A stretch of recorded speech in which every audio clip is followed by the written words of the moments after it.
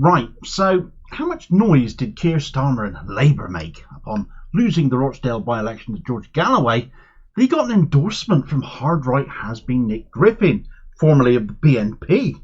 Not that it made a difference to the end result. I dare say more people in Rochdale were offended by the ongoing atrocities in Gaza. The fact Labour have failed them for years and they wanted change was what was at the forefront of their minds. Not so much some far-right has-been saying Galloway isn't perfect, but vote for him anyway. However, a far firmer and a lot less publicised endorsement has come Keir Starmer's way, from the hard-right Trumpist Steve Bannon, no less. So what exactly attracted him to the brylcreemed one then? Because it surely can't be his position on antisemitism.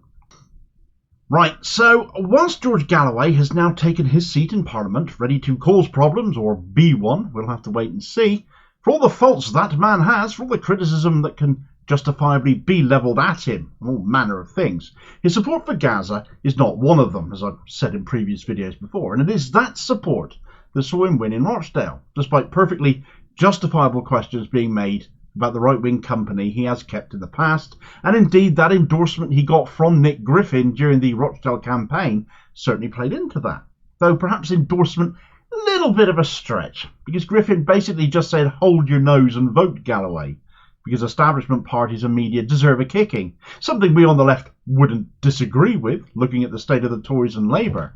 But being opposed to Sunak and Starmer, well, it hardly makes you the fash, does it? That said, for some bizarre reason, LBC, Andrew Marr's show, decided to give Trump cheerleader and very much far-right nasty Steve Bannon a platform the other day, and Bannon had this to say about Keir Starmer. The next election, very likely to lose. What's the Trump campaign view of Keir Starmer and the Labour leadership now? I've always been very impressed with Sir Keir. I'm not a Labour guy by a long shot, but I've always been very impressed with him. He's impressive, is he? The only thing that's impressive about Keir Starmer is the length of list of lies he has said and largely got away with. After 4 years of leadership of the Labour Party, I must have blinked and missed Keir Starmer's moment of impressiveness. When did that happen? What was that over? What impressed you, not being a Labour man, as you stated there? Although I suppose that answers itself, really, doesn't it? Because Keir Starmer isn't a Labour man either. Was it the purging of the left that got you going? His treatment of a genuine lefty like Jeremy Corbyn? His police state favouring, genocide supporting, democracy assaulting proclivities? Is that what gets the juices flowing for Steve Bannon? There's a lovely thought. Starmer turned Labour into an ever more right-wing entity, actually to the right of the Tories on a whole number of fronts. Is that what has impressed you?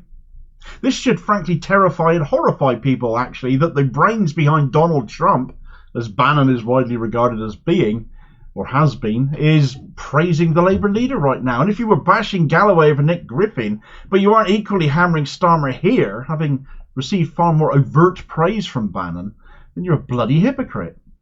Galloway is mixed with Bannon too, after all. You can't make exceptions. Steve Bannon was Donald Trump's election strategist from 2016. He's the former chairman of the hard-right Breitbart News, which, as the Times of Israel reported at the time, was an outlet steeped in conspiracy theories that has featured the white supremacist anti-Semitic ideologies of the so-called alt-right.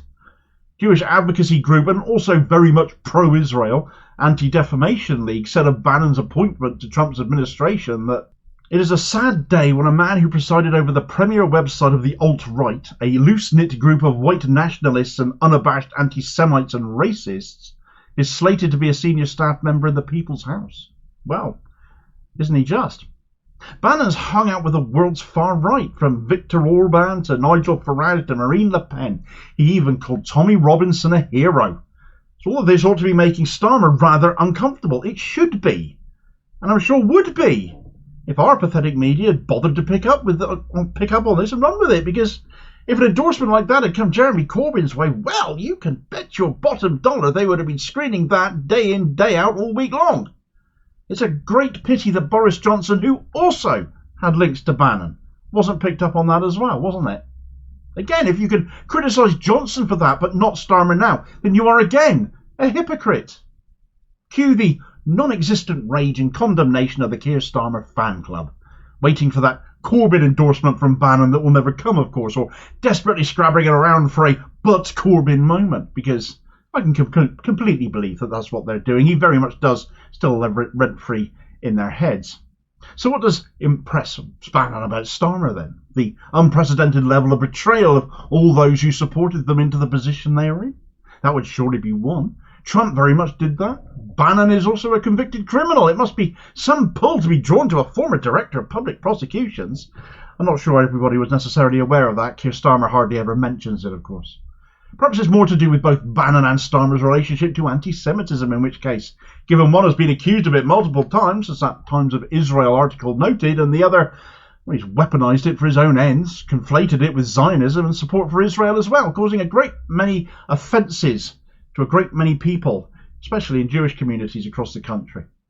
That authoritarian streak at the expense of others, as we're seeing more of now, as Islamophobia becomes more prevalent, is treated as less important than anti-Semitism, more weaponisation of racism, but which has punished Labour, especially with that backdrop of their unequivocal support for Israel, as we saw in Rochdale, which resulted in George Galloway's by-election win, widely accredited to being the major point that led to Galloway's victory there.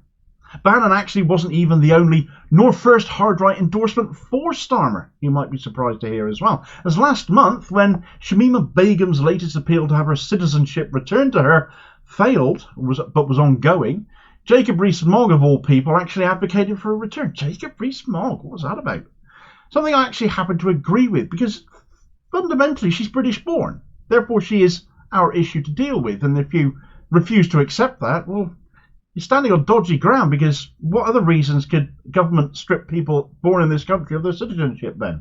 Or are we okay because we happen to be white?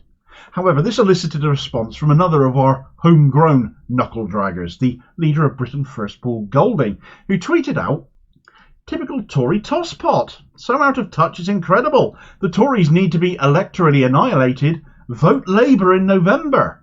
Well, the general election date alluded to there has not yet been confirmed, but it wasn't all that long ago that Golding put out a video threatening to turn the Britain First cannons on anyone who criticised Jacob Rees-Mogg. Well, how the worms turned. What happened, Paul? Starmer more appealing to you now? More appealing than Jacob Rees-Mogg? Ugh. Well, clearly, if you're telling people to vote for them, that must be the case.